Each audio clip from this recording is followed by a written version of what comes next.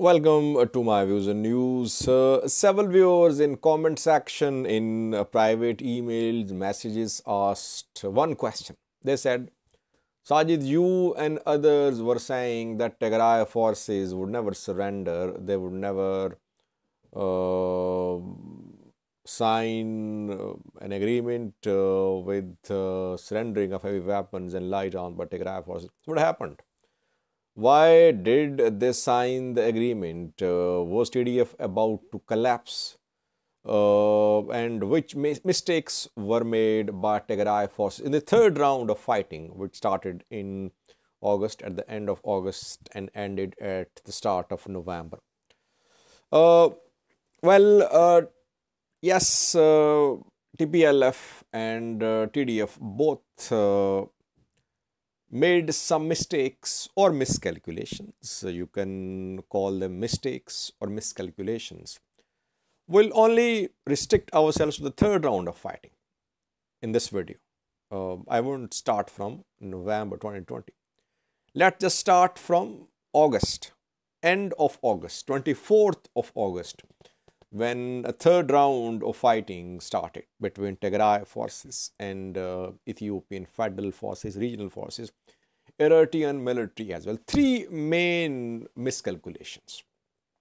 Firstly, I think Tigray, and let me repeat what I have been saying, is that whatever happened in Pretoria in South Africa in terms of agreeing to terms of agreement was a joint decision by TPLF and TDF.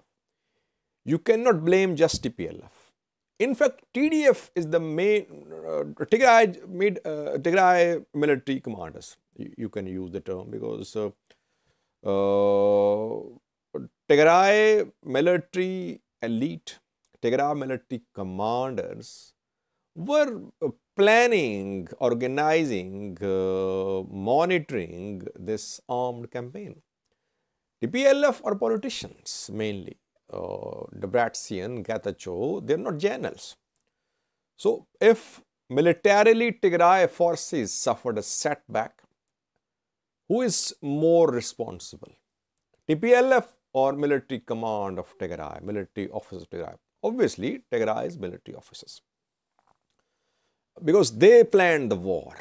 They planned offensives, counteroffensives, mobilization, recruitments and training, etc. Now, three main miscalculations by Tigray political and military leadership.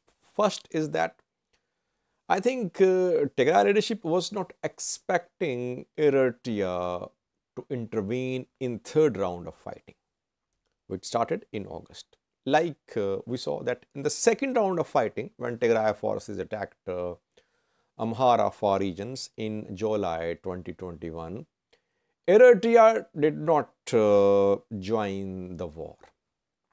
Eritrea, I think it was Eritrean government was trying to teach a lesson to Ethiopian government. It wanted Ethiopian government to be under pressure. Why? Because in the first round of fighting, at the end of June, Ethiopian federal forces decided to withdraw from Tigray. And reportedly, that decision was opposed by Eritrean government. Isaias Afwerki opposed the decision. Immediately after that, Tigray forces stormed Amhara Far region. So Eritrea was watching. It was a silent spectator. It wanted to teach a lesson to Ethiopian federal government. And Tigray forces, they managed to reach South Wollo, North Shore, Romeo special zone of Amhara region, Afar as well. 4 Varadas or 5 were under TDF control. So, one miscalculation made by Tigray was that maybe Eritrea won't be involved in this third round of fighting. And this miscalculation went wrong. Eritrea became involved, heavily involved. From the north came main offensive. ENDF entered Eritrea, and from the north, EDF, ENDF launched a joint offensive on Tigray, and Tigray advanced towards Wollo was cut short. It was then it came to an end. Tigray forces had to retreat from near Voldia towards southern Tigray, and then it lost Koromilamata too. Second miscalculation was overestimation of Tigray's military offensive from Sudan on Volkite.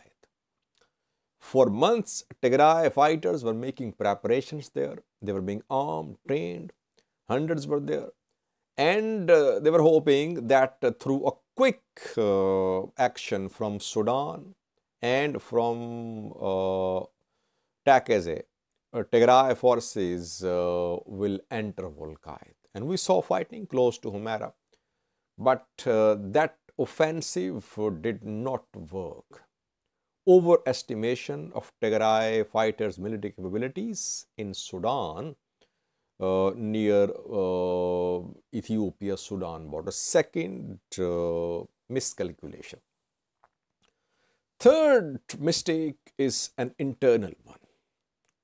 Before the start of third round of fighting, Tigray forces tried to build army. Tigray generals, they tried to build an army. So thousands were recruited, forcibly as well. I had several videos, if you remember. I talked about conscription, that it was rampant in Tigray, that Tigray was following Eritrean model. Even families, family members were put in prison because they were not sending their sons and daughters to join the military. So the unity, which was the main characteristic of Tigray since November 2020, it was endangered.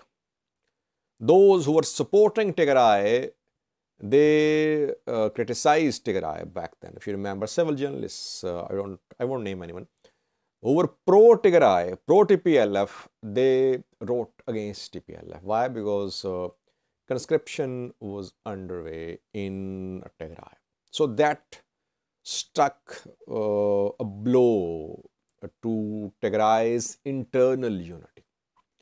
These are three main mistakes committed by Tigray leaders. And without internal unity, you cannot fight a war, a long war especially. Siege was ongoing since November 2020. Tigray managed to survive because of internal unity in the first round of fighting, second round of fighting. This third round of fighting, before that, internal unity was disturbed. It was shattered to some extent, you can say. Opposition parties were complaining that they were not being allowed to work freely. Their meetings were being stormed by Tigray forces. It happened. Some parties issued statements as well. So TPLF was not listening to other point of view in Tigray. And then started the war, which I have been saying was started by Tigray forces. Third round of war, August fighting. Tigray forces were hoping a quick capture of Volkite, and they were hoping that Eritrea would not be part of this fighting, and then maybe they'll sit at the table and they'll decide what to do next. But Eritrea became part of the fighting, and Tigray forces, they were facing difficulties in Tigray. People were, I wouldn't say they stopped supporting Tigray forces, but due to the siege, continuous siege, it was becoming difficult for Tigray's population to continue the fight. People were dying of hunger. No food, no aid was being allowed to enter Tigray. And Tigray forces attacked a WFP warehouse. Tigray forces stole tens of thousands of liters of fuel. So we can sum up that due to continuous siege, and due to some actions taken by Tigray regional government in terms of conscription, etc., internal unity was shattered. Tigray forces, they were finding it difficult to get human resources for their campaign, for a long military campaign. Quick entry from Eritreans from northern side. They captured Shirar or Shire, and then failed offensive from Sudan and Mulkayet. It led to some deadly blows to Tigray forces. And then what was signed in Pretoria, it was a joint decision by TPLF and TDF. You cannot just blame TPLF. Tigray military commanders, they made mistakes mainly. But no one is asking questions. People are asking questions. They say that the Brassian should answer. Getachew should be held accountable. What about Sadkan? What about Varade? What about Megwe, others? They were the main military commanders. Wars are fought by military commanders, not politicians. So if military strategy went wrong, mainly military commanders are responsible. Obviously, politicians responsible too. We cannot say that the PLF is not responsible, but main responsibility lies on the shoulders of Tigray's military commanders. Tigray could have secured a much better deal before August. And it could have secured a much better deal in September 2020, before the start of November 2020 war. If you compare today's Tigray and November 2020's Tigray, back then Raya was part of Tigray, Volkayet part of Tigray, Badme under Tigray forces, claimed by Eritrea, given to Eritrea by a bounty commission under Tigray control.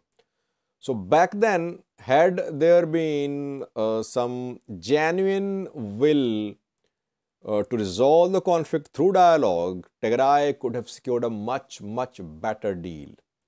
Tigray could have secured a better deal in September 2021 too, when Tigray forces were in North Shore, Oromia special zone of Amhara region. They have managed to reach there, but they said there was no one to stop them from reaching Addis Ababa. There was no one to talk to.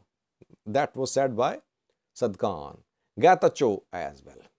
So yes, some strategic blunders have been committed by Tigray's ruling elite, both politicians and military commanders, but no one will be held accountable. We cannot say that all blunders, mistakes were committed by Tigray leadership. Ethiopian government is equally responsible too. This government could not resolve political differences with TPLF. It wanted to completely corner TPLF and it could not prevent the war in November 2020. And that led to start of destruction and devastation for entire Ethiopia. Ethiopian federal government is to blame as well. But in Tigray, I would say that Tigray military commanders are more to blame than TPLF. Thank you for watching.